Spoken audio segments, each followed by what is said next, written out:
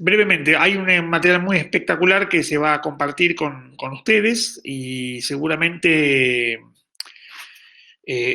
los integrantes del equipo docente van a hacer como una especie de diálogo sobre esto, sobre estas imágenes y materiales que se van a mostrar, y creemos todos que sería ideal que todos los que están formando parte ahora de este contacto hagan preguntas, digamos, por el chat, o sea, participen, interrumpan en el buen sentido, formen parte de este diálogo.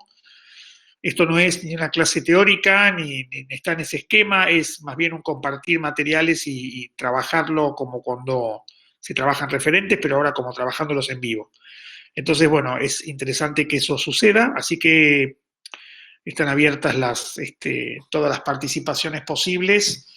Termino con esto, lo ideal es, como habíamos eh, clarificado el espíritu del workshop, lo ideal es que ustedes puedan identificar dónde están parados con lo que estuvieron haciendo, ¿no? Tratar de entender qué es lo que estuvieron haciendo y de alguna manera es más presente eso que pensar si lo que hice estaba bien o mal. Claramente hicieron cosas y esas cosas forman parte de alguna categoría, están en alguna clasificación vinculada a la visualización de información y un poco el encuentro de hoy es para tratar de que ustedes tengan como un espejo delante de su producción y traten de identificar qué es lo que está pasando, qué es lo que están haciendo, de qué manera estos datos se han relevado y cómo el dato encontrado o relevado se convierte en dato diseñado, que es un poco, digamos así, la primera fase de lo que va a pasar hoy. Así que bueno, arrancamos nomás.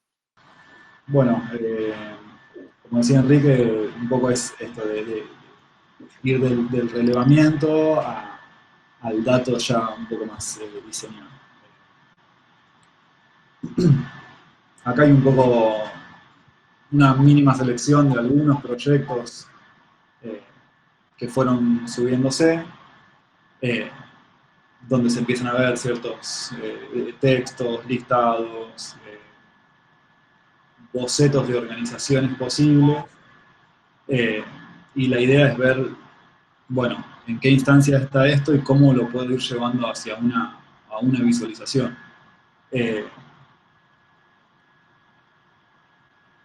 para esto, por ahí está bueno que seleccionamos un proyecto de esta diseñadora Stephanie Posavec, que a través de colores, marcadores y ciertas anotaciones va de alguna manera evidenciando o eh, analizando la estructura de una novela, ¿no? En una primera edición sobre un texto secuencial, eh, donde claramente uno ya empieza a ver una visualización, ¿no? Con este filtro que le aplica a ella esos colores, por lo menos uno ya sabe que donde están aplicados los mismos colores hay algún tipo de relación, hay proporciones, eh, hay puntos, hay líneas que empiezan a estar relacionadas. Y en cuanto a cantidad, hay más que otras, etcétera. Lo interesante es quizás cuando pasamos al slide siguiente ver en qué termina ese análisis eh, y cómo se ofrece una visualización completamente inesperada y que empieza a respetar también esta idea, ¿no? De acá, cómo se transforma en una data que ya no se consume de modo secuencial, que empiezan a haber nodos donde se conectan, proporciones que se empiezan a ver, etc. No sé si alguien más quiere agregar algo. A mí me parece interesante si puedes volver a la anterior, Fer, que claramente fíjense que de alguna manera esto, incluso en esta escala, es una visualización porque no podemos leer, ¿no? Entonces, al no poder leer en el sentido literal del término, que sería leer los caracteres que construyen esta prosa, lo que estamos es visualizando, ¿no? Estamos viendo, pero más bien visualizando quizás cierta estructura interna que se ve como un simultáneo, y claramente se la ve y no se la lee en el sentido de que no estamos decodificando el texto, sino que estamos visualizando su posible organización interna, ¿no? Que luego, en la que sigue, pasa a una modelización completa, ¿no? O sea que la primera imagen que anterior es una imagen donde ahí hay un método para coleccionar datos, ¿no? Y en la imagen que sigue se pasa claramente hubo seguramente pasos intermedios, se pasa a una modelización total de la visualización. Son temas que van a aparecer muy claramente hoy en estos slides, el tema de modelización. Pero digo, es importante porque ya de alguna manera, si yo voy a visualizar de cierta manera, me voy dando cuenta hacia atrás que tengo que clasificar los datos de cierta manera, que es lo que ha hecho esta diseñadora. Sí, y un poco es qué viene antes de qué, ¿no? Porque sí. Difícilmente uno pueda llegar a imaginarse una visualización como esta si no tiene previamente una edición bastante subjetiva y procesada desde ese mapa mental que uno puede empezar a hacerse, o en este caso ya ese mapa mental empieza a ser un mapa de colores y proporciones. Claramente este proceso viene antes que y este acude con sus recursos a cubrir la necesidad de mostrar aquel análisis de un modo un poco más preciso. Sí, ella lo llama esto literary organism, ¿no? Es como una especie de organismo en crecimiento, se puede parecer a una especie de florescencia, que es ese término botánico para explicar cuál es la estructura de las floraciones, o también podría tener con un crecimiento orgánico de otro tipo. Y es interesante porque claramente el cambio para pasar al modelo de visualización es un cambio de paradigma directamente, ¿no? O sea, una data que estaba en un paradigma, el paradigma textual, secuencial, lineal, pasa a un paradigma completamente distinto, ¿no? En este caso se ha hecho una traducción completa y una visualización que dependió de construir un modelo que ya no se parece visualmente a aquella data. Este es otro tema importante para anotar mentalmente. Puede ser que en la traducción a un modelo de datos, por ejemplo, en este caso, supertextuales y alfabéticos, entramos en un modelo que no es alfabético casi, salvo algún numerito por ahí, y puede ser que de una captura de datos totalmente icónica, de imágenes, eso pueda pasar a un modelo que no es tanta imágenes. Digo esto porque es importante para ver que la salida, el producto de la visualización no necesariamente tiene el mismo lenguaje que los datos que recogí. O sí, pero digo, tener esto en cuenta, ¿no?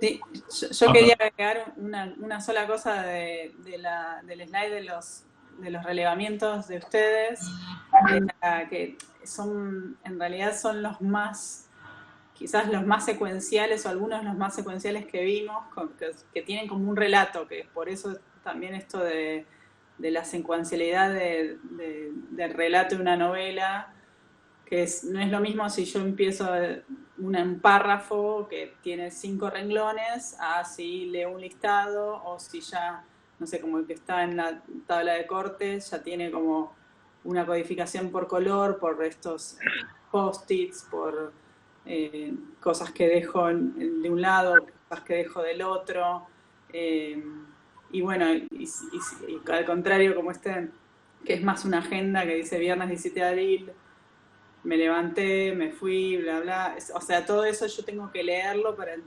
entender la situación. Claro. Eso. Sí, fíjense que incluso en esta slide, perdón que intervenga de vuelta, pero de todos modos hay un primer nivel, porque cualquier listado, cualquier gesto de escritura no es solamente poner un signito alfabético detrás de otro. Hay algo, están los espacios, están ciertos subtítulos, hay una especie de previa que es como la visualización más mínima que permite organizar paratextualmente ese texto. No vamos a meternos en eso ahora, pero de alguna manera, cuando esto se empieza a trabajar, como el ejemplo que estaba mostrando Fernando, como realmente un proyecto en el cual, bueno, ok, ahora sí, voy a sistematizar, en este caso una prosa, no tanto cambiando su layout, sino en realidad clasificando el material que hay adentro, ahí empieza a aparecer, digamos, el camino hacia la visualización. Vamos a charlar un poquito de los niveles de iconicidad, que la idea también es un poco, digamos, no todos los laburos que se están produciendo son listados, ni textos secuenciales, ni agendas. Digo, hay gente que está registrando, está sacando fotos, está filmando, y es súper válido y nos parece súper rico también esa mirada. Pero la idea es un poco entender dentro de este eje de algo mucho más icónico o ya directamente la representación o registro del mismo fenómeno, cómo hay unos niveles de iconicidad hasta llegar a una abstracción total, como puede llegar a ser una fórmula matemática, ¿no? Este rombo que está acá girando, como a la derecha, en la columna de la derecha, como de repente hay una esquematización de ese rombo, donde empiezan a verse ciertos ejes, y ese hecho ya, o ese fenómeno ya empieza a tener como un dato agregado, ¿no? que en el simple hecho no lo vemos, o en el registro directo del hecho no lo vemos, hasta el punto de llegar a una abstracción total como es este rombo girando en una fórmula matemática. Creemos que dentro de este panorama hay laburos de todo tipo, y la idea un poco es esa, es que cada uno se pueda saber en dónde está parado y hacia de dónde poder empezar a tomar también, ¿no? Digo, si yo estoy casi en el registro absoluto o mostrando el mismo fenómeno, bueno, quizás me venga bien empezar a pensar en, por lo menos, cómo ordeno esos fenómenos para que tenga algún tipo de organización y ese relato pueda empezar a ser un poco más evidente. O esos datos, ¿no? Que nos están queriendo mostrar o que están queriendo desarrollar en el trabajo. Me parece importante aclarar un poco el término iconicidad. Seguramente algunos de ustedes lo conocen, pero ¿qué significa estrictamente? Está muy vinculado al problema de la visualización. Es decir, se opone a abstracción. En todo caso, significa que la iconicidad se maneja por la semejanza. En términos semióticos, el icono es aquello que opera por la semejanza. Entonces, la representación que opera por semejanza hace que cuando yo represente con una fotografía de este trompo, bueno, eso es una semejanza y por lo tanto no hay una explicación, no hay ni siquiera hace falta que me diga qué es, si conozco el objeto, identifico la representación inmediatamente por iconicidad. Y en el polo opuesto está la abstracción total, donde por ejemplo una fórmula matemática es lo más lejano al hecho en sí, y sobre todo implica una representación de información que no opera con ninguna semejanza con respecto al origen. Lo que decía Fernando recién es seguramente muchas propuestas que están trabajando con imágenes. Es interesante ver cuál es el nivel de iconicidad de esas imágenes, o sea, cómo representan, y por lo tanto empezar a entender qué representan. Y quizás a partir de eso uno pueda decir, ok, cierta información que hay en las imágenes fotográficas, por ejemplo, o más todavía audiovisuales, donde yo tengo imagen en movimiento más sonido, más audio, uno podría decir, bueno, yo podría abstraer algunos datos que me parece que estoy viendo acá y representarlos de otra manera para acompañar esas imágenes o sobre esas imágenes. Y ahí entonces estaría empezando a hacer el proceso de abstracción para empezar a encontrar una información que está como escondida o más invisible en el hecho concreto, ¿sí? Espero que eso ayude a entender el sentido, ¿no? Bueno, acá hay otros 3 ejemplos más o menos muy parecidos al que veíamos en la página anterior. También de la fórmula matemática al hecho mismo. Claro, habría que preguntarse, podemos preguntar, ¿dónde todas las 3 imágenes en cada caso dan una información, Uno se podría preguntar qué tipo de información dan, ¿no? No es que den más o menos, sino que se ponen en distintas dimensiones la información que dan.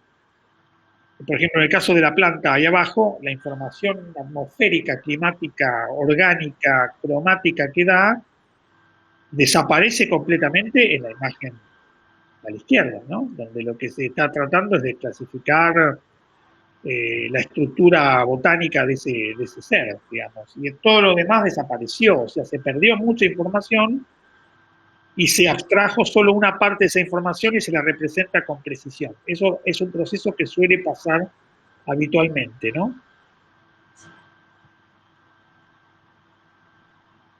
Bueno, y acá hay, así como mostrábamos algunos listados, también mostramos algunos trabajos que están mucho más cerca de esto último que hablábamos, de cuestiones más icónicas o ya directamente el registro mismo de los hechos.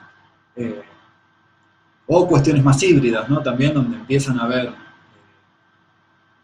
aspectos más icónicos conviviendo con aspectos más abstractos, lo cual, por eso la idea un poco es que absolutamente nada se descarte, sino que esto sirva para ordenar, para pensarse, para pensar dónde está el trabajo y para empezar a pensar un poco más seriamente cómo lo hago rendir un poco mejor, cómo explico un poco mejor cuál es mi visión. Y este mapa mental del cual hablábamos al principio, ¿no? De cómo jerarquizo las cosas, cómo las conecto, cómo las ordeno, y en base a eso, cómo construyo un posible relato con mis piezas. Un relato no entendido desde lo secuencial, sino un relato de qué está mostrando, evidenciando la pieza. Bueno, acá también, ¿no? Con disculpas de los veganos, pero también, ¿no? Pasamos de la visión o de la representación misma de la vaca a dividirla dependiendo de su comercialización. Sí, pensé que interesante que la vaca perdón, Fer, ¿no? La sí, vaca sí. de la izquierda se convierte en un objeto tipográfico abajo a la derecha, ¿no? En un listado, ¿no? O sea, se convierte en una vaca de vaca a forma textual sin escalas. Eso es interesante. Y me parece que una cosa que está asomando lo que dice Fer, que va a tener que ver también con lo de hoy, que es de qué manera comunica, ¿no? Cada representación y cuán eficaz es la representación para lo que quiere comunicar. Esto me parece que es una buena pregunta que cada uno de los que están participando se haga, que no es tanto por correcto o incorrecto, sino tratar de identificar en qué contexto comunicativo pienso que esto que estoy proponiendo funcionaría con eficacia, para que otro entienda qué estoy queriendo decir. Sí, acá está claro que también, ¿no? La forma de representar y su eficacia también depende en dónde y para quién esté ubicada esa información, ¿no? Y cómo. Claramente el que va a la carnicería a comprar un pedazo de carne, lo primero que quiere ver es el precio, o lo ordena por precio, es mucho más común. Y bueno, no hay solamente una forma de mostrar esta vaca, ¿no? Sino es como, bueno, o estos datos, sino que depende en dónde y cómo y a quién yo los divido y adopta una forma de mostrarse distinta. En ese sentido también compartimos un poco este ejemplo de una foto de Nueva York, de nuevo, ¿no? La representación misma de la ciudad.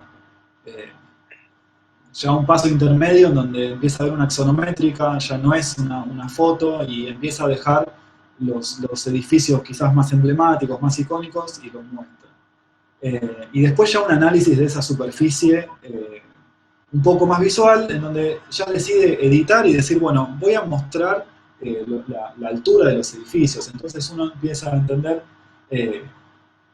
que los edificios que están más oscuros son más altos que los que están...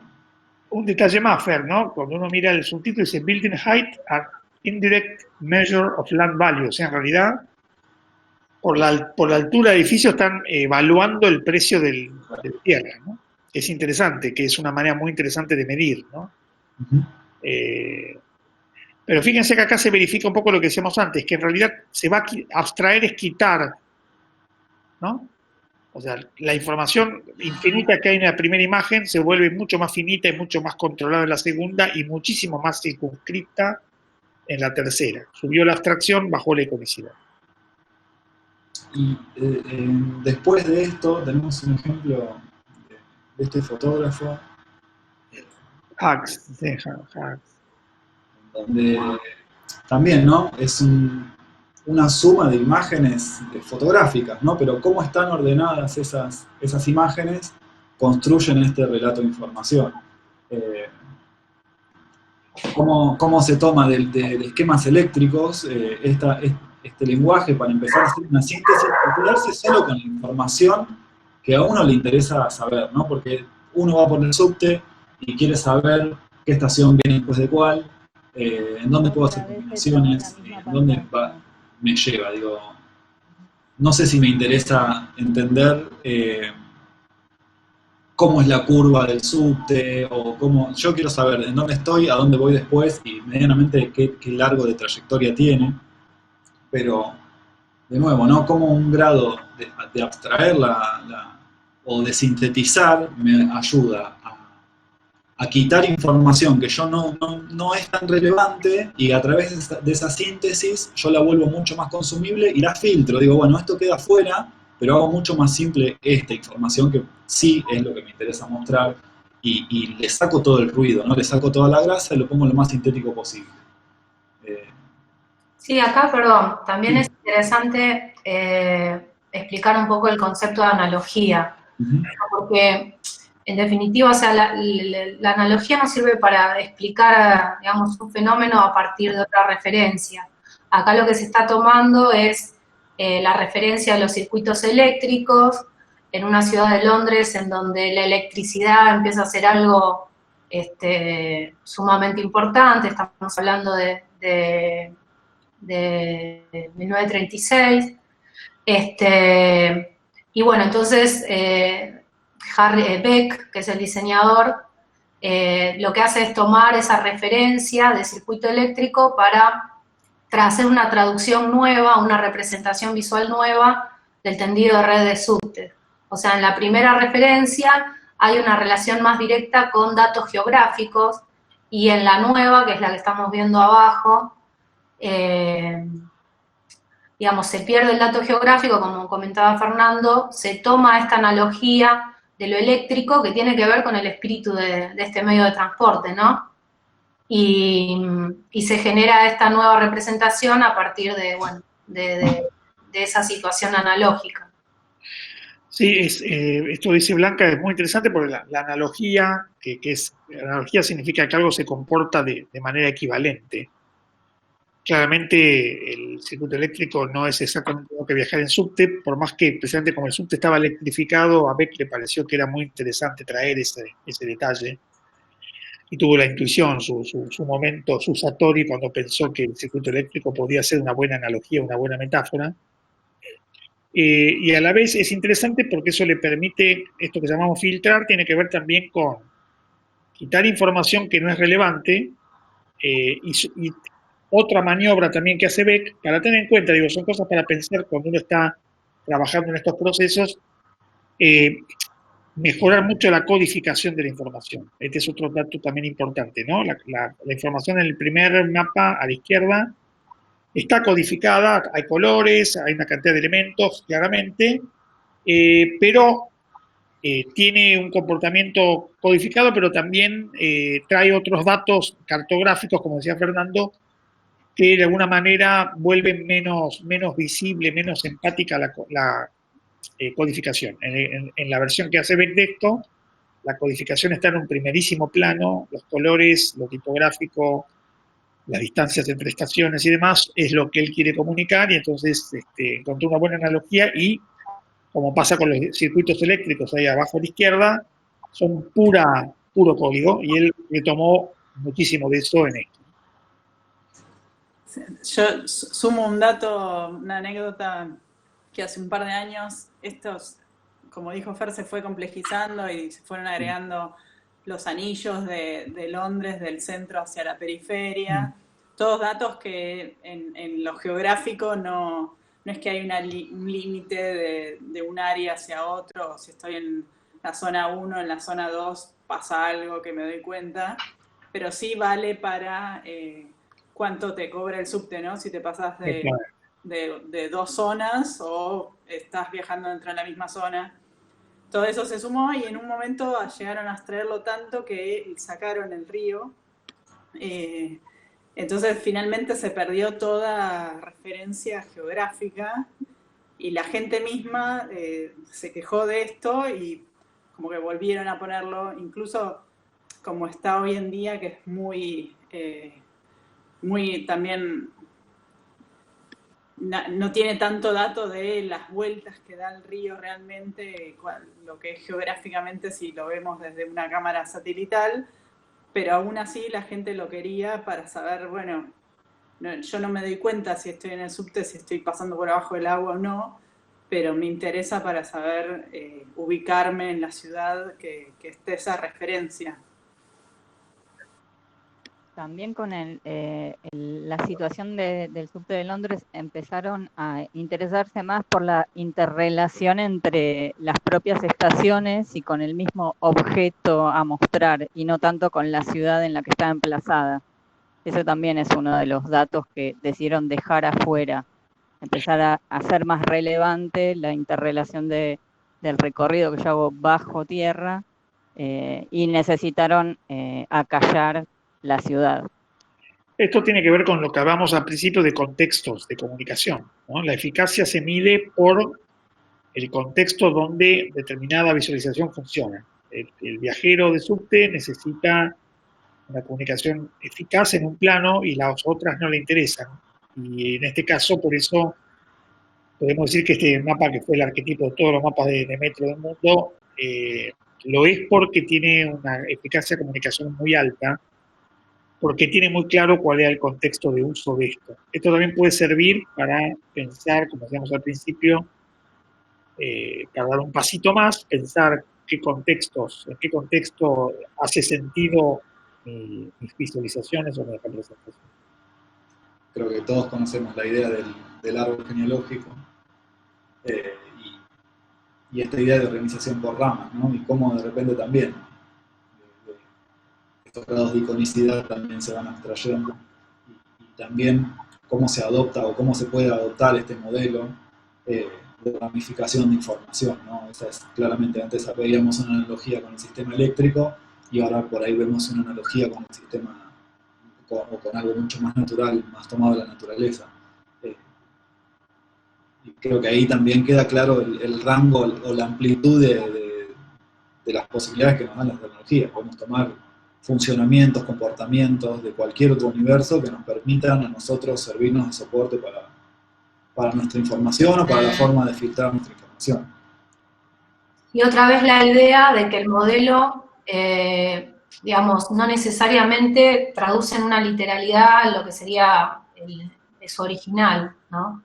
Deja también un montón de información de lado, y lo que hace es, de alguna manera, busca una manera de representar que permita explicar ese fenómeno, pero de ninguna manera es ese fenómeno. O sea, lo está modelizando, lo está llevando a un plano de representación. O sea, acá, por ejemplo, esta situación de geometrización, de geometría de círculo perfecto de la Tierra, sabemos que no es así. O sea, está muy lejos de ser una esfera perfecta, y sin embargo en la representación, en la modelización, se recurre a eso para poder explicarlo. No, interesante lo que dice Blanca, no solo que se parece más a una pera, dice en la Tierra, que a una naranja perfecta, pero también muy interesante que ya, por ejemplo, estamos tan acostumbrados que no lo vemos, ¿no? Esta red de usos y de meridianos y paralelos, que parece como una redecilla que tiene atrapada la Tierra, que tiene la función de poder fijar puntos en coordenadas, incluso también la función de definir, por ejemplo, el cambio de hora, ¿no? Con los famosos usos horarios que también funcionan como cajos. Y están proyectados sobre la o sea, hay varias representaciones apiladas en la visualización del medio. Y otro aspecto que me parece interesante, abajo a la derecha, donde se ve un poco el centro ígneo de la Tierra, etcétera, etcétera, también se apilan niveles de iconicidad distintos, porque la iconicidad externa, donde se ven los continentes y se ve el color azul de los océanos y otro color para la Tierra, que hay un poco de código y un poco de iconicidad, reconocemos las costas, pero también vemos que están coloreadas como para que entendamos qué es tierra y qué es agua. Pero hacia adentro, que son hipótesis, porque nadie viajó más de 1,5 kilómetros, como mucho, hacia adentro de la Tierra, lo que hay en el medio no sabe qué es, y hay otro nivel de iconicidad, se lo representa de manera muy visual, como un centro ígneo en permanente, como si fueran piedras en estado, la roca en estado de fusión, y hay como bandas que muestran las temperaturas a las que estaría y los componentes que tendría ese centro. Fíjense que también hay una representación muy codificada, pero también muy visualizada, muy icónica, ¿no? Que puede ser muy eficaz a nivel didáctico, cualquiera puede entender esto. Con esto quiero decir simplemente que si bien es bastante abstracta la representación, el lenguaje, que creo que Fer un par de slides atrás hablaba, el lenguaje llega muy bien, es un lenguaje que recurre a lenguajes previos, por ejemplo, el color amarillo de lo ígneo, de lo que está en incandescente, funciona muy bien para contar eso. Seguimos con la misma lógica, ¿no? Otro ejemplo, en el cual estamos viendo, digamos, una imagen de un panal de abejas y cómo se toma este recurso de la analogía para representar un tablero. Es un juego que tiene que ver con los comportamientos adentro de una oficina, ¿no?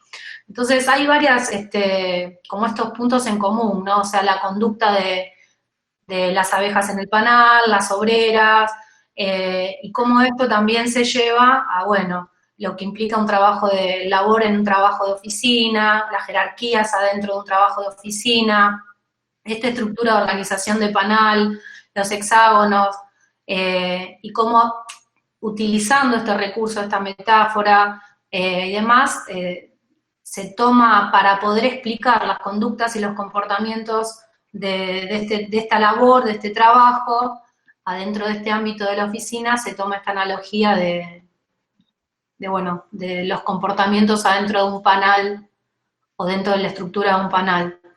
Es otro ejemplo más dentro de la lógica que venimos mostrando.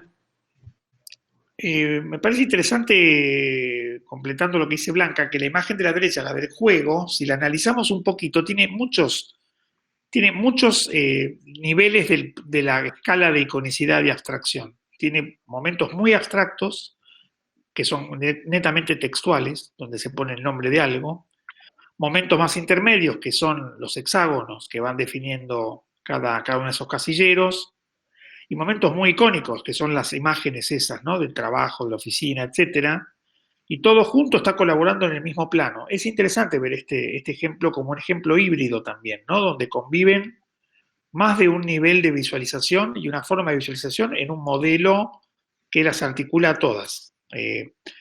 Evidentemente, la intención comunicacional era que el que jugara esto se sintiera jugando un juego de oficina, o de jerarquía, o de trabajo, etc.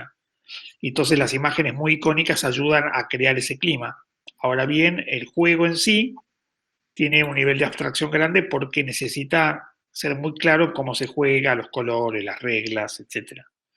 Digo porque puede tener que ver con que alguien pueda tener imágenes muy icónicas, visualizaciones muy icónicas, y les interese combinarlas con otras que son un poco menos, que son abstracciones de esas. Un poco lo decíamos antes y creo que acá hay un buen ejemplo. Seguimos, esto es lo que vamos a ver, estamos viendo una serie como de diapositivas que están en la misma, digamos, en la misma zona de ejemplo, ¿no? También entender que estas modelizaciones tienen como diferentes puntos de vista sobre un mismo fenómeno. La primera es una representación del sonido, en donde estamos viendo un modelo tridimensional, y la de abajo, digamos, una traducción plana, ¿no?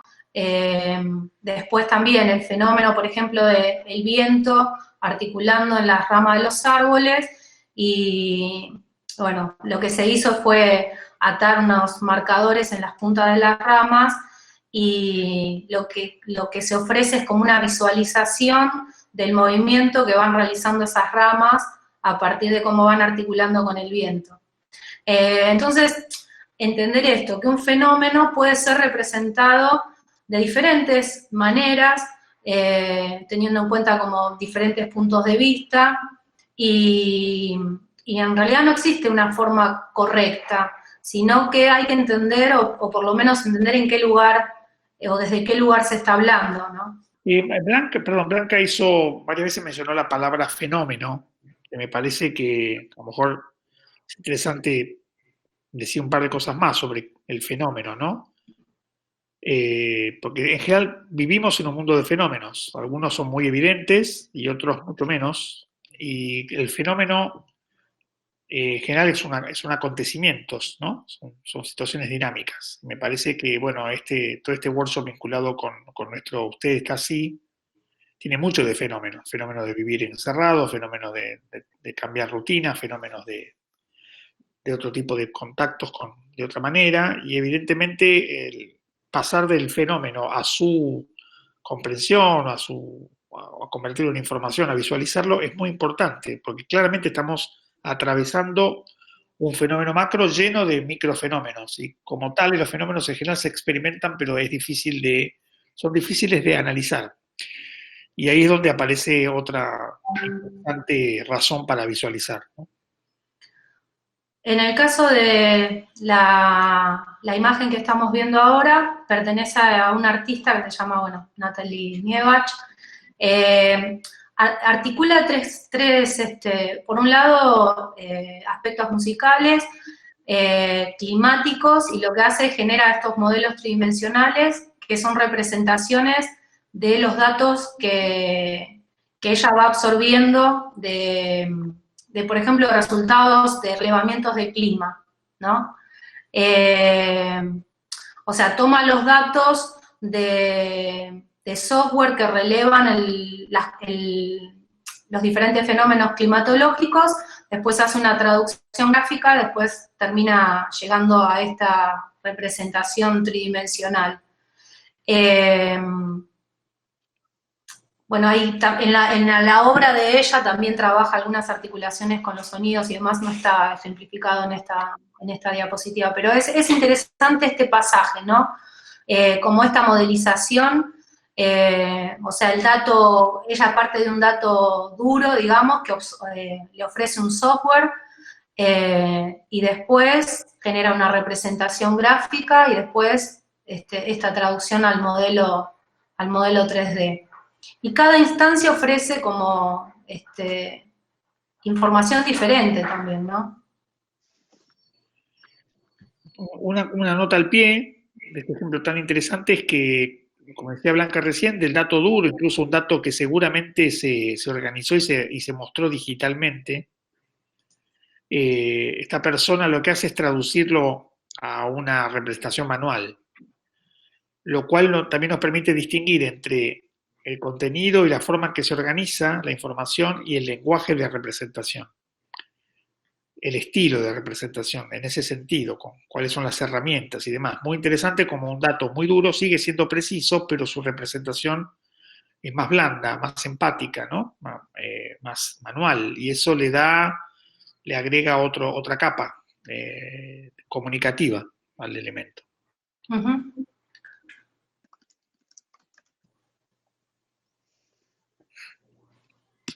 Las formas de representación, ¿verdad? Exactamente, sí. Esto es, a ver, un recorte minúsculo de, digamos, el universo de esquemas, diagramas, formas de tipologías de representación. Son algunas que ponemos como en escena, pero bueno, hay miles, la verdad es que hay miles.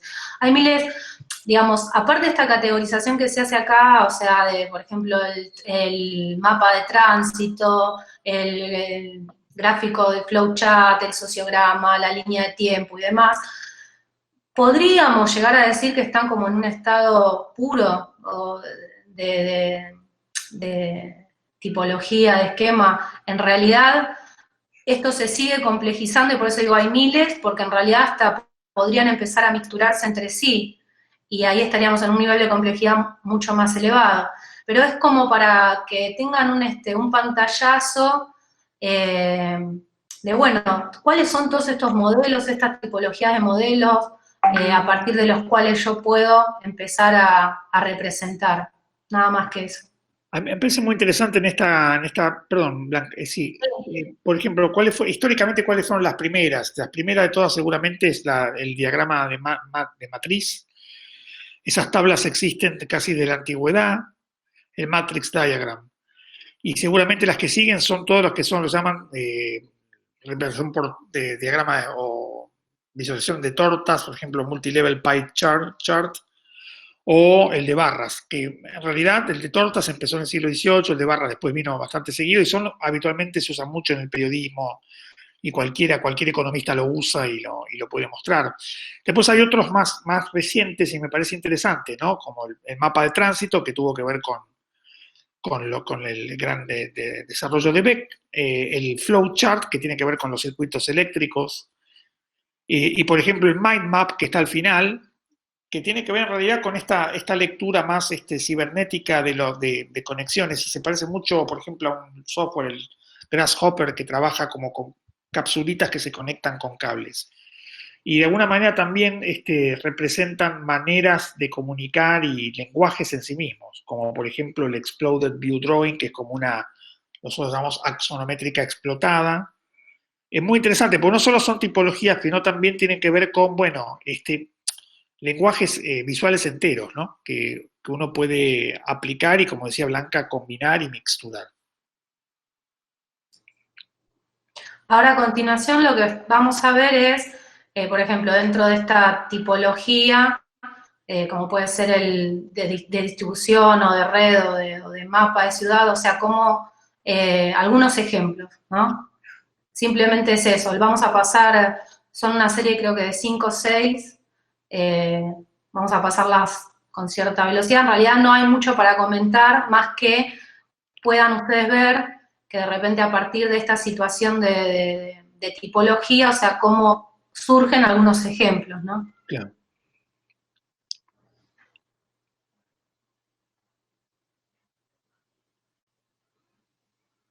Y la diversidad, o sea, porque en realidad vos tenés como la tipología de modelo, esquema, y después empiezan a aparecer,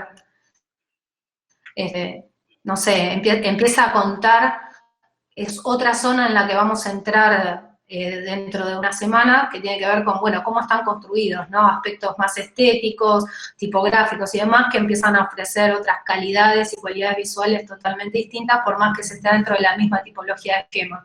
Pero eso vamos a profundizar un poco más adelante. Ahora creo que son 2 diapos que lo que muestran es un ejemplo de algunos trabajos de ustedes, de los chicos, y una hipótesis de, bueno, a partir de qué gráfico, de qué tipología podría explicarse o seguir trabajando o avanzando, no porque tenga que ser así, sino que, bueno, es como ofrecerles a ustedes una posibilidad de que vean, bueno, estoy en esta zona totalmente icónica del relato a partir de un video, en el que el dato es todo el video en sí mismo, bueno, ¿cómo puedo llevarlo a una zona de consulta más fragmentada, con jerarquías? Esto que hablamos al principio, de que el modelo deja información de lado y jerarquiza otras cosas. En la ilustración que vemos cómo hay algunos cuadros que empiezan a cobrar más jerarquías que otros. Entonces, no tiene que ver con el lenguaje. Acá no es que no se puede usar video sí o foto o es solo algo totalmente tipográfico. Los objetos en los que vamos a estar trabajando o en los que están trabajando o estamos trabajando todos, son objetos híbridos, o sea, y la zona de trabajo la irá decidiendo cada uno, la dirección de su proyecto, y me parece que en el caso, por ejemplo, de estos que son videos, está bueno pensar que puedo jerarquizar determinadas cosas, se pueden partir pantallas, puedo incluir datos tipográficos, otro tipo de información. Me parece muy interesante el ejemplo de la derecha, que es de Chris Ware, ¿no? Que está bueno porque él mismo tiene un nivel de iconicidad muy alto, casi del cómic, ¿no? Una historieta, pero le aplica otros niveles mucho más esquemáticos, con flechas y diagramas, y fíjense que en realidad todo esto podría remitir a un libro que está abierto en el medio, del cual sale la información icónica. Entonces, me parece muy interesante porque, como decía Blanca, es casi las instrucciones como para pensar cómo puedo organizar el material que a lo mejor tengo totalmente en soporte audiovisual. Cuando lo empiezo a ver como un conjunto de informaciones, puede pasar que esta visualización me sirva a mí para organizar la narrativa propia de ese soporte. Entonces, es donde empiezo a ver que, así como un texto lo tengo que pintar de colores para poder convertirlo en una visualización, creo que fue la primera imagen, un conjunto de imágenes de un video puedo también descomponerla casi en una especie de pauta o de desplegado y puedo empezar a recombinarlas para tener una narrativa, sin perder el lenguaje y el formato en el que estoy trabajando. Sí, sobre todo, perdón, dale, Karim. No, ahí, volviendo a lo de Chris Ware, también como la codificación por color, ¿no? Además de los tamaños, ¿sí, no? Ese único cuadro que es naranja como 100%, se refiere al naranja del tapado, que es mínimo en el otro cuadro que está anterior. Sí. Y viendo las fotos que tenemos acá a la izquierda, no sé si puede ser una casualidad o no, pero hay un turquesa que está en una taza, en una pared y en una toalla, y eso ya conecta esas relaciones de otra forma, ¿no?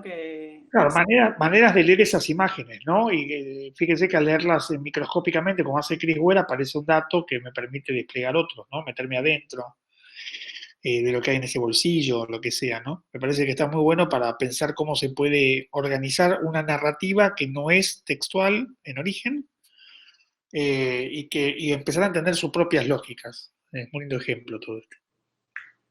Bueno, pasamos a otro que también está dentro de digamos, no hay mucho más por explicar, o sea, con la misma lógica que se presentó en la diapo anterior, es como otro camino, ¿no? En realidad lo que estaría bueno destacar justamente es eso, que es otro camino. No hay una manera de hacerse, no está el modo correcto, a priori no existe, cada uno tendrá que ir buscando, investigando, probando, digamos, bajo qué modelización o qué situación de representación visual o cuál es la representación visual con la que va a ir trabajando. Perdón, un comentario. En realidad el video de esta persona lo que tenía era como un recurso en el que giraba la imagen y aparecía cada vez haciendo como una acción distinta, leyendo un libro, tomando mate, saliendo ahí con un turbante que salió de bañarse. Entonces, o sea, esta otra cosa como más circular y de calendario, quizás tenía que ver como con esa situación de pasaje del tiempo, y de cómo organizar las actividades de una manera diferente a la del ejemplo anterior, ¿no? O sea, esto de decir, bueno, hay muchas maneras de representar posibles, pero dependiendo de qué es lo que quiero contar, puedo hacer un anclaje en algún tipo de modelo de visualización u otro, justamente para enfatizar lo que quiero decir. Eso, simplemente. Bueno, esto es como el último bloque de referencias que vamos a compartir, que tiene que ver con la data humanista. En principio son, no sé si quedó 1 o 2 diapos. En la década del 90, del 2000, digamos, fue como un boom de la Big Data, ¿no? Y de la utilización de software, no solo para la recopilación del dato, sino también para la representación de ese dato. Acá vemos algunos ejemplos, o sea, no solo el dato se recopila, sino que también el software, el algoritmo, te ofrece ya de por sí una representación visual. Esto explotó en la década de finales del 90, del 2000. Hoy sigue esto, digamos, sigue habiendo software de representación de datos, es más, hay un montón de recursos online en los cuales vos podés entrar, cargar tus datos y demás, y eso te ofrecen representaciones visuales a partir de algoritmos. Se usa mucho en música también para representar. Pero bueno, nosotros en este proyecto en el que estamos trabajando, en este workshop, la zona que más nos interesa es la personal. Es la representación del dato, incluyendo el factor de la subjetividad, el factor humano. Y como habíamos comentado en otras charlas ya, hay toda una movida dentro de la visualización de datos del aspecto humano. De hecho, un movimiento que se llama data humanística o el dato humanístico, y hay muchos diseñadores que están trabajando en esta área. Uno, por ejemplo, es Jaime Serra, que empezó como diseñando infografías y, bueno, después también está desarrollando como toda esta área de data y de visualización con este aspecto humanístico. Y bueno, acá vemos 2 ejemplos de 2 obras de él. La primera tiene que ver, la de la derecha, son todos objetos que el hijo le iba dando a lo largo de los días, durante un periodo X meses, y él lo fue catalogando, clasificando y organizando en estos aros, en estos círculos. Digamos, es un proyecto, tiene una calidad, una calidez muy particular, ¿no? Lo icónico está como en un primer plano, pero también nos permite visualizar categorías de objetos, colores, materialidades, o sea, son todas estas clasificaciones. De hecho, él también pone, por ejemplo, dulce, magia, naturaleza, asigna como estas categorías los objetos de acuerdo, los clasifica. La de la izquierda tiene que ver con su actividad sexual o su vida sexual. A cada color tiene que ver con, bueno, un comportamiento, una periodicidad con la que creo que mantenía relaciones con su mujer, y bueno, genera como esta visualización. En los dos casos, lo importante destacar es como el factor de lo subjetivo y el aspecto de lo humano, ¿no? Y el lugar en el que se para el individuo, es desde, digamos, el individuo como en el centro a partir del cual se representa. El sujeto a ser representado, la conducta de este sujeto a ser representada. Eso lo habíamos comentado en otro encuentro. Muy importante la subjetividad entendida así, que es situar un sujeto que en definitiva es el que le da sentido a cierta información y de alguna manera se la puede transferir a otro. Eso es muy importante porque le tengo que dar un sesgo a los datos para que se vuelvan información interesante, intencionada.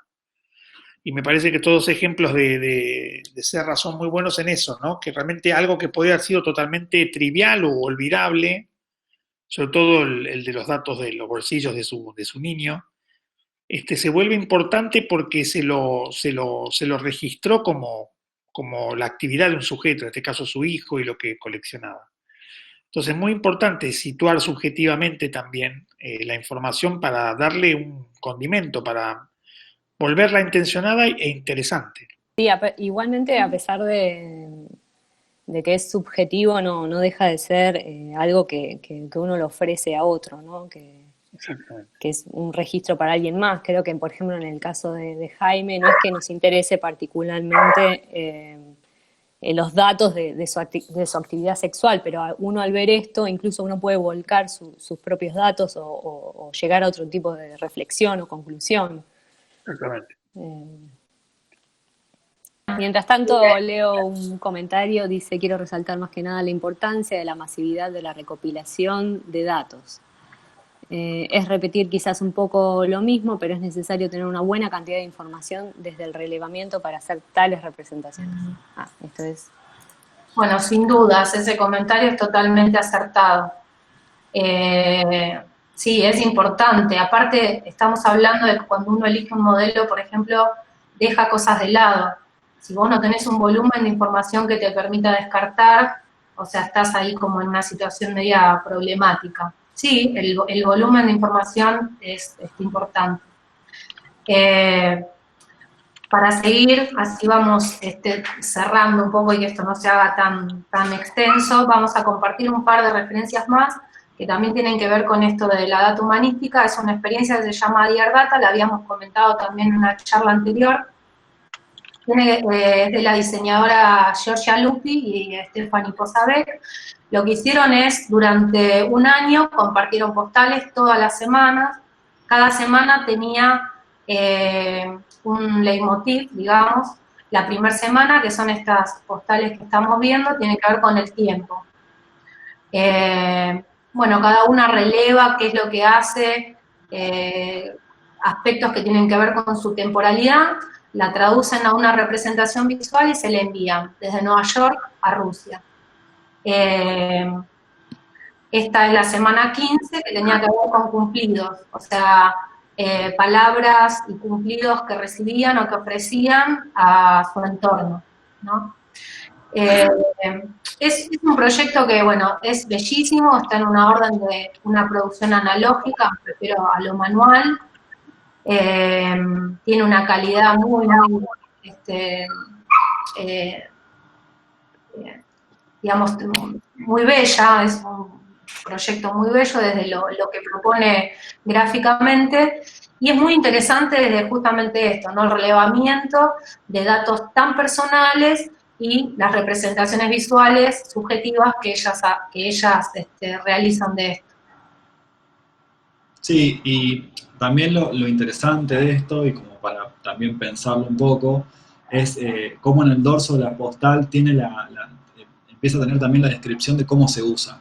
Entonces, también entender que cada visualización tiene un uso y tiene una codificación, y nosotros como diseñadores tenemos que dejar en claro digamos, de alguna manera la pieza se empieza a explicar a sí misma, ¿no? No vamos a estar nosotros al lado diciendo esto se usa así o así. Entonces es el ojo y las codificaciones que se empiezan a utilizar para dejar un poco más claro o bien claro qué es lo que está queriendo contar esta visualización. Claro.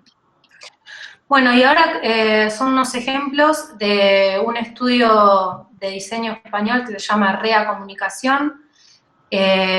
También está vinculado con esta etapa tan atípica bueno, que está transitando todo el mundo, y es un diario de cuarentena.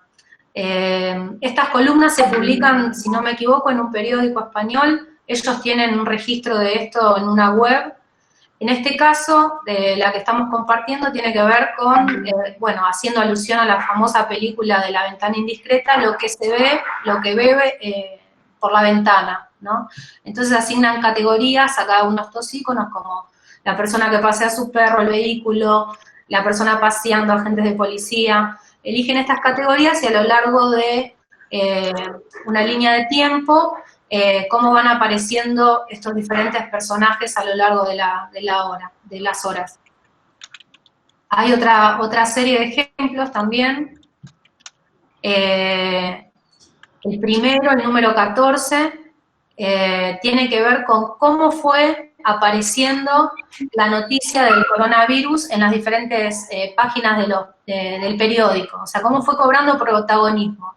O sea, vemos que en enero era simplemente alguna nota, algún titular, en febrero ocupó otro porcentaje en la tapa del periódico, y en marzo, bueno, ya sabemos, es totalmente roja la tapa del periódico, el tema se transformó en la agenda. Y después, bueno, son 3 ejemplos más. Esto lo pueden seguir en internet, es un proyecto muy lindo. El número 5, por ejemplo, es como una inversión del tiempo contando granos de arroz. Y el 17, la verdad, ahora ya no lo tengo presente, ya se me fue. El 17 y el 11 no los tengo presentes ahora. Tiene que ver con los tipos de pájaros que se ven en un día. Sí, no. Son los pájaros. Sí, bueno. Digamos, hay muchas columnas publicadas, pero otra vez, o sea, son ejemplos que de alguna forma están vinculadas con el proyecto, el workshop que estamos trabajando, que lo que hacen es, digamos, poner al sujeto en un lugar de relevador y también en un lugar de productor de estas representaciones, ¿no? Y la subjetividad también en un aspecto jerárquico importante. A diferencia por ahí de una representación visual que puede ofrecer un software a través de un algoritmo que es totalmente objetiva, totalmente objetiva no, pero digamos en un porcentaje altísimo mantiene una objetividad en su representación. La data humanística o la representación de datos humanística, o sea, está ofreciendo el input de la subjetividad, de la subjetividad del sujeto en otra jerarquía, en el rol de relevador del dato, del editor, también del productor, ¿no? Bueno, esta era la última imagen. Bueno, hasta acá el recorrido, ¿no? Hicimos como este recorrido de la zona de abstracción, del dato relevado al dato diseñado, estuvimos viendo modelos y representaciones, y después, bueno, este input de las representaciones dentro de esta lógica de la data humanista que nos interesa como un input dentro de este proyecto que estamos trabajando nosotros. Bueno, de acá en adelante la propuesta para que podamos seguir avanzando dentro del proyecto es que empiecen a intentar unas primeras traducciones de estos relevamientos, o sea, justamente lo que proponía esta charla, ¿no? Del dato relevado al dato diseñado. En esta semana la idea es que, digamos, podamos todos entretenernos y profundizar en esto. Bueno, no sé si hay preguntas que podamos... A mí me parece también interesante con todo lo que vimos, así como decíamos de relevar datos más allá de lo que yo previamente pienso o creo que vaya a encontrar, también probar esto más de un modelo, ¿no? De cómo voy a mostrar esos datos. No quedarme con el primero que digo, como, bueno, esto claramente tiene que ser, no sé, un gráfico de barras, sino entender bien qué es lo que yo quiero que se lea primero, jerarquizar esos datos y probar más de uno de estos modelos, o incluso lo que decíamos de hacer híbridos que no necesariamente tengan un nombre o que no estén como un modelo final, sino que me sirvan a mí para mi relevamiento, para mostrar esas conexiones de datos de la manera que quiero que se lean. Creo que más o menos estamos. Quizás una pequeña aclaración en cuanto a lo técnico de la subida y cómo nosotros podemos hacer nuestros proyectos, hacer visibles más nuestros proyectos. Nosotros estamos tratando de que no nos etiqueten en la redacción del posteo, sino que pongan que están con nosotros, que nos tagueen, de modo tal de que ese posteo que ustedes suben vaya al muro en donde nosotros estamos etiquetados, porque hay algunos laburos que se nos están perdiendo en ese camino. Utilicen el hashtag también, pero etiquétennos, no nos redacten el @ usted está así dentro del comentario, porque de esa forma no aparecen en el muro de las etiquetas. ¿Qué más? Sí, y que no se desetiqueten, que está bueno también ir viendo todo el proceso de lo que va pasando, ¿no? Y cómo van siendo estas diferentes instancias. Sí, que no bajen absolutamente nada, no sientan que hay algo que es correcto o incorrecto, esto es parte de un proceso que se están atravesando, los proyectos estos están creciendo a medida que se van haciendo, y nuestra idea es eso, es acompañar dentro de la dificultad enorme que es acompañar un proceso de trabajo desde estas plataformas, que es muy difícil. La idea es que no se pierda ese proceso de trabajo y que todo aquello que empezó, un poco lo hablábamos el viernes pasado, que empezó, hubo algún impulso, alguna intuición que a ustedes los llevó a medir los datos de alguna manera, a registrar los datos de alguna manera. Está buenísimo que se siga en esa senda, pero que, como veíamos hoy, estas conexiones, lo que decía Karen recién, ¿no? Estas jerarquías, estas conexiones, este orden de los datos, incluso en estos registros más icónicos, pueda ser un poquito más evidente. Me parece que ahí está la cuestión de esto. Y también que, si bien nosotros ordenamos esta experiencia por etapas, como para focalizar en ciertos aspectos y poder organizar un poco todo lo que estamos haciendo, no son tampoco fronteras duras, sino, por ejemplo, si yo avancé relevando datos la semana pasada y hoy empiezo a volcarlos en una visualización o en dos, puedo seguir registrando esos datos, y esos datos pueden seguir alimentando mi visualización e incluso modificándola.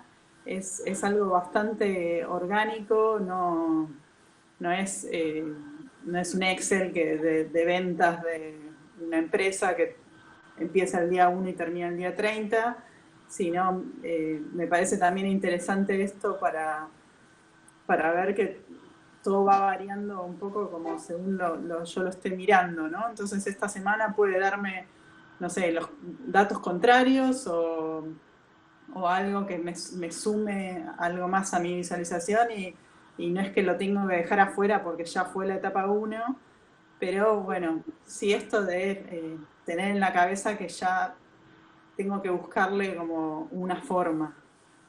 Sí, hay una pregunta de L. Milieni, creo que es, dice, es decir que hay que seguir con lo mismo, pero profundizando más y dándole una estética visual al relevamiento, teniendo en cuenta jerarquías, colores y demás. Yo diría, perdón, pero yo diría que no, hay algo que en el medio de esas dos cosas, que es pasar de, como decía la primera placa, ¿no? Del dato relevado al dato diseñado, y lo que se trató con este trabajo de recopilación que ha hecho el equipo, a mí me parece que aparece algo que es, para mí, básicamente es tratar de ver en qué tipo de modelo estaban trabajando, aunque no lo supieran. Porque si juntaron información y datos, seguro que están en alguna de esas, o en varias cruzadas, de esas maneras de organizar esos datos y de, por lo menos, protovisualizarlos, como una previa de la visualización. O sea, los datos vienen ya formateados de cierta manera, que habrá sido intuitiva, la que pudieron, la que fueron cambiando. Yo creo que lo de hoy básicamente debería despertar la capacidad de análisis. E insisto, y creo que lo dijimos varios de nosotros, no es tanto para ver si quedó lindo o feo, correcto o incorrecto, sino para tratar de ver, para racionalizar lo que vengo haciendo intuitivamente. Entonces, para poder pasar a una etapa de refinamiento de eso que estoy haciendo, que puede ser que se llegue o no, es mucho más importante ahora darme cuenta cómo estuve compilando datos y de qué manera entonces la forma de compilarlos, sea el formato o el soporte en el que los hice, sea los criterios que usé, sea los instrumentos que usé más elementales o lo que fuere, cómo eso me está cantando una posible modelo de visualización. Ese es el segundo paso que habría que dar con los datos. Y lo que decía, creo que era Fer, esto sigue también, quiero decir, los datos no terminaron quizás y ahora ustedes están mucho más capacitados para seguir capturando datos porque ahora ya tienen más claros en qué instante van. Y entonces me parece que también eso es interesante porque entonces no se pierde lo que se hizo antes, sino que va creciendo ahora con una especie de orden que ustedes le dan desde lo racional. Es momento de parar un poquito la pelota de relevamiento, siempre y cuando haya una cantidad de datos, algún colchón de datos interesante, pero sobre todo empezar a pensar bueno, freno hasta acá, tengo esto, ¿cómo lo organizo? ¿Cómo muestro algo interesante de todas estas datas que relevé? Y probablemente cuando vuelvan a encarar el relevamiento, digo, esto va y viene todo el tiempo, ¿no? Pero una cosa es relevar medio al voleo y otra cosa es decir, bueno, al final yo estoy mostrando un poco esto, entonces el dato que necesito para complementar lo voy a buscar. Me parece que se trata un poquito de eso, ¿no? Al principio hicimos un relevamiento un poco más intuitivo, más, bueno, fíjense en el entorno, y ahora se trata de empezar a modelizarlo, a jerarquizarlo, a conectarlo, y si falta alguna data, ir a buscarlo de un poco más preciso, de modo más preciso. Perdón, agrego algo porque estoy leyendo la pregunta de Ariel, ¿no? Ariel. Sí. Precisamente, si todo se queda concentrado en una sola temática, casi vas a tener problemas para generar información. Acuérdense que dijimos en algún momento qué con qué, ¿no? ¿Qué datos con qué datos cruzo? Con los ejemplos que estuvo mostrando y explicando muy bien Blanca, siempre hay dos cosas que están, como mínimo dos cosas que se conectan. La vida sexual día por día, los elementos que estaban en el pantalón, en el bolsillo de mi hijo, y hay todo un calendario que va contando qué encontró en cada día. Siempre la temática, en todo caso, la temática específica de cada conjunto de datos se conecta con otra temática que le permite dar sentido y fabricar información. Por eso digo, si de golpe solo me quedo, imagino, Ariel, juntando la información sobre a qué hora me levanto, entonces directamente lo único que hice fue juntar 25.000 días que me levanté a las 8, lo que fuere, pero no explico qué día de la semana era, no explico si era invierno o verano, no recogí el dato de cómo era mi humor, si me dolía o no la cabeza, digo cualquier cosa, pero para entender que al cruzar los datos empieza a aparecer la información. Por eso la temática puede ser múltiple, siempre y cuando yo empiece a conectar los datos para obtener información, y ahí se empiece la recolección de datos. Después también comentar, por ejemplo, que ahí estaba viendo el trabajo, ¿no? que se subió. Hoy estuvimos viendo en este recorrido que hicimos, por ejemplo, una referencia de Chris Ward, como esta ilustración en la que veíamos jerarquías, ¿no? Cuando decís algo, mi relevamiento es todo visual. Lo que está diciendo es que usa el lenguaje fotográfico para relevar. Bueno, por ahí tendrías que retomar esto que comentábamos de, bueno, qué se jerarquiza, qué vas a descartar de esta información que te ofrece todo este relevamiento de fotografía, qué vas a jerarquizar de este relevamiento. Me parece que, bueno, continúa por ahí el trabajo de la semana. Como pensar esto como cuando estoy relevando datos, como ahora estoy ordenando mi biblioteca, pensando también en lo que se ve de Enrique, y yo decido cómo organizar esta biblioteca, y cuando lo decido no dejo de comprar libros, entonces de repente yo ya sé que estos son los más importantes para mí o se relacionan por algo. En un momento está esta moda de organizarlos por color, pero bueno, de repente me encuentro con un libro nuevo que me gusta y no tengo esa categoría y bueno, veo qué lugar va a ocupar en mi estantería.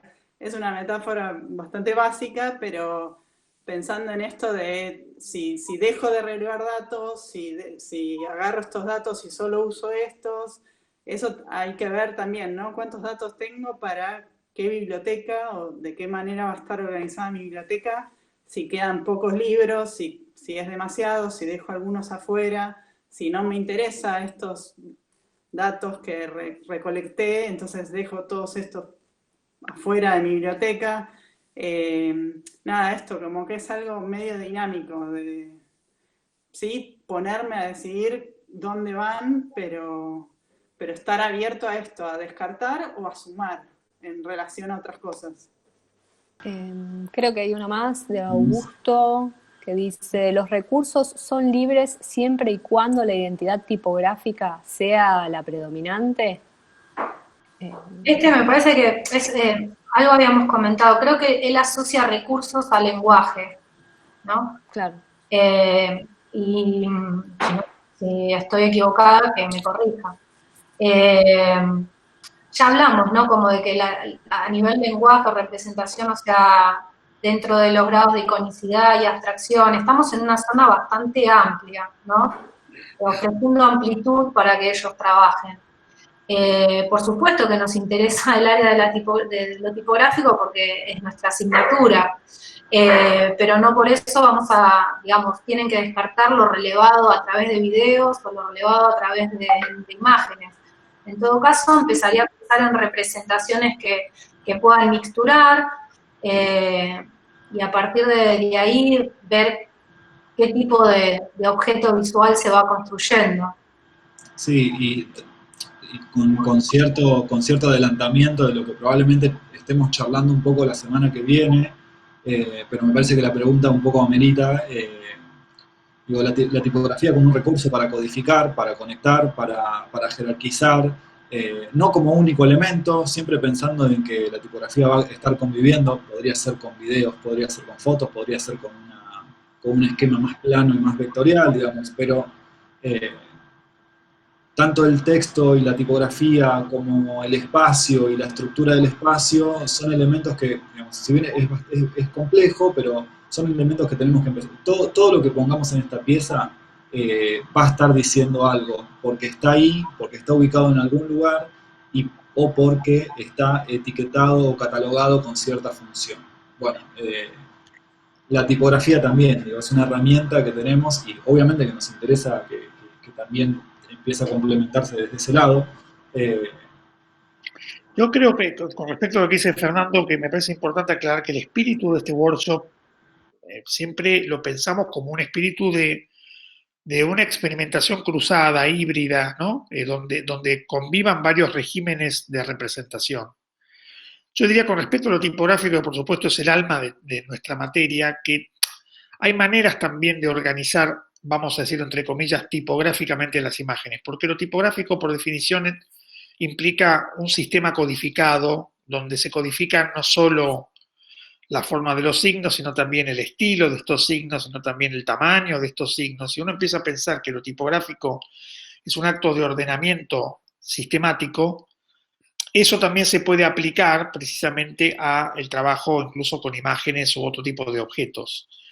Pero también, retomando lo que dice Fernando, la convivencia de lo tipográfico con otros medios de archivo y de comunicación de información es también algo que está sobrevolando el espíritu de este workshop, ¿no? En el cual la apertura a distintos tipos de captura de información, de preservación de esa información, tiene que ver con esto. Va a haber traducciones hacia un lado y hacia otro, puede ser que algunos datos de las imágenes los traduzca a palabras, y esto va a implicar meterme con lo tipográfico, mejor lo traduzco a cifras y me va a implicar meterme con lo tipográfico en clave número, cantidades, lo traduzco a cosas cruzadas, quiero decir, ahí estas traducciones simultáneas que van de un lado a otro, nos van a dar seguramente, y creo que van a ser los casos más interesantes, objetos más híbridos. Híbrido significa que es una fusión de cosas distintas que dan una nueva situación. Y ahí creo que es donde el workshop, por lo limitado que es en cuanto a contacto, en cuanto a seguimiento, adquiere su valor. Es decir, bueno, estuve probando cosas que no hubiera probado si no estuviera participando de esta experiencia. Y ahí es donde creo que la novedad de lo que puede aparecer es mucho más importante que acertar con lo que nosotros querríamos que ustedes hicieran. Me parece que hay que cambiar la mística de esto. Lo interesante es qué están encontrando ustedes, cómo lo compartimos y cómo nos enriquece a todos esa situación. Espero que esto ayude a que se comprenda un poco el clima, ¿no?, de trabajo. Igual a mí, como digamos, este último comentario de Enrique me parece que define como el espíritu también de esta experiencia, objetivos también y demás, no sé, como para dar un cierre a la charla de hoy. Abierta siempre la posibilidad de, bueno, si alguien quiere sumar alguna otra pregunta y demás, igual, bueno, el canal de comunicación está abierto, se habrán dado cuenta de manera ininterrumpida, y bueno, siempre dispuestos a dar las respuestas a las preguntas que puedan surgir, por, bueno, todos los canales que tenemos abiertos, ¿no? Mail, Instagram y demás. Bueno, como el viernes pasado, sigan atentos al Instagram, al mail, que por ahí será donde comuniquemos. Seguramente nos volvamos a juntar el viernes que viene. Esta charla trataremos de subirla también para que esté disponible y la puedan consultar y compartir con gente que quizás no estuvo, a los que estuvieron acá durante este rato que fue largo. Esperamos que les haya gustado, servido, los haya hecho pensar. Y bueno, que después... Perdón, Fer, no estaría mal, digamos, también recibir algún comentario de parte de, bueno, por ejemplo, ahora hay conectadas 65 personas, o sea, muchas más trabajando en el workshop, supongo que hay muchos que van a consumir esto de una manera sincrónica, pero recibir algún comentario también de cómo les está resultando la experiencia, o estas charlas, este es el tercer encuentro que tenemos, el segundo encuentro que tenemos vía Twitch y el tercer encuentro virtual que tenemos con ustedes, que nos acerquen algún comentario, bueno, cómo les está resultando no solo la experiencia, sino también los canales de comunicación que están abiertos y bueno, estos encuentros. Nos va a ayudarnos a nosotros también como equipo ver si funciona, ¿no? Qué cosas por ahí hay para ajustar o demás. Ahora sí, te doy el cierre, Fer. No, ya está, creo que ya está. Seguimos en contacto y nos vemos de esta manera el viernes próximo. Y feliz día para todos. Feliz día del trabajador. Y gracias por haber estado ahí. Adiós. Adiós. Adiós.